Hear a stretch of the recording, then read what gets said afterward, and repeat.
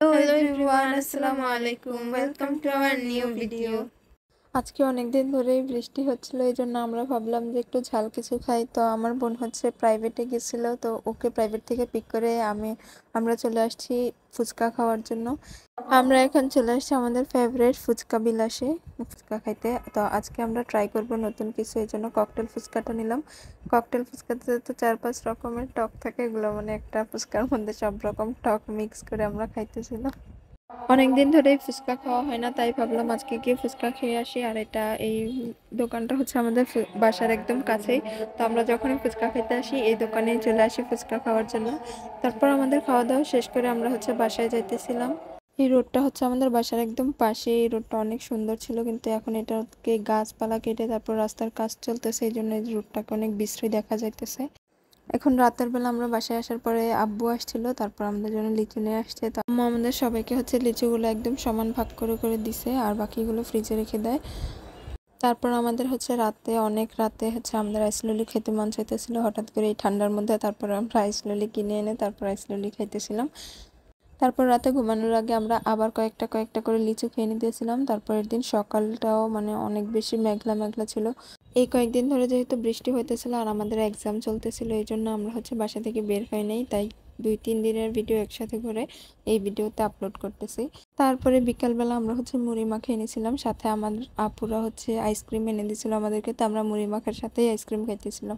তারপরে বাইরে গেছিলাম, আমাদের একটু কাজ ছিল বাইরে। তারপরে বাসায় এসে এগেইন আবার বিকালের জন্য মানে সন্ধ্যার পরেই হচ্ছে পাস্তা রান্না করতেছিলাম। তো আমার হচ্ছে সবচেয়ে ফেভারিট চিজ দিয়ে পাস্তা খাওয়া, এই জন্য আমরা অনেক বেশি বেশি করে আজকে চিজ দিছি। পাস্তা হচ্ছে আমাদের বাসার সবারই অনেক পছন্দ, কিন্তু আজকে আমরা দুইজনের জন্য শুধু পাস্তা করতেছিলাম, তারপরে অনেকগুলো নিয়ে নিচ্ছি। চিজি পাস্তাটা আমার হচ্ছে টেস্ট এত একটা মজা না লাগলো, মানে আমার এটা দেখতে ভালো লাগে, এই জন্য আমি এটা এইভাবে করে অনেক বেশি চিজ দিয়ে রান্না করি।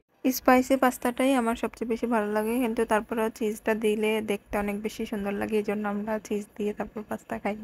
পাস্তা বানাতে বানাতে বলে রাখি, আমাদের ভিডিওর এন্ডে কিন্তু একটা সারপ্রাইজ আছে। তো সারপ্রাইজটা দেখতে চাইলে সবাই ভিডিওর এন্ড পর্যন্ত দেখতে হবে। পরের দিন সকালবেলায় একদম সকাল সকাল উঠে দেখি যে অনেক বেশি বৃষ্টি হইতেছে, এত বৃষ্টি। এই দিন হচ্ছে আমাদের আম্মু বাসায় ছিল না, তাই আমরা ভাবলাম যে একটু কেক বানাই, কিন্তু কেকের মধ্যে আমরা উপর দিয়ে ডেকোরেট করার জন্য কি লিখবো বা কি ডিজাইন করব কোনো কিছুই মাথায় আসতেছিল না।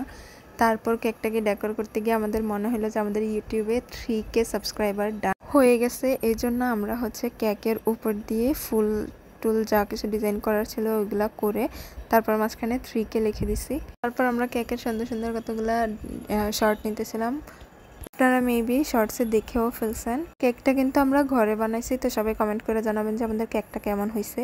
আর আমাদের চ্যানেলটা যারা যারা সাবস্ক্রাইব করছেন তাদের জন্যই আমাদের আজকে 3K সাবস্ক্রাইবার হয়েছে, তো তাদেরকে আমাদের পক্ষ থেকে অনেক অনেক থ্যাঙ্কস। যারা এখনো চ্যানেলটা সাবস্ক্রাইব করে না তারা তাড়াতাড়ি আমাদের চ্যানেলটাকে সাবস্ক্রাইব করে দেন। আমাদের যে আলাদা আলাদা চ্যানেলগুলো আছে ওইগুলো আমাদের প্রত্যেক ভিডিওর ডিসক্রিপশনেই দেওয়া থাকে, আপনারা যে গিয়ে সাবস্ক্রাইব করে নেন।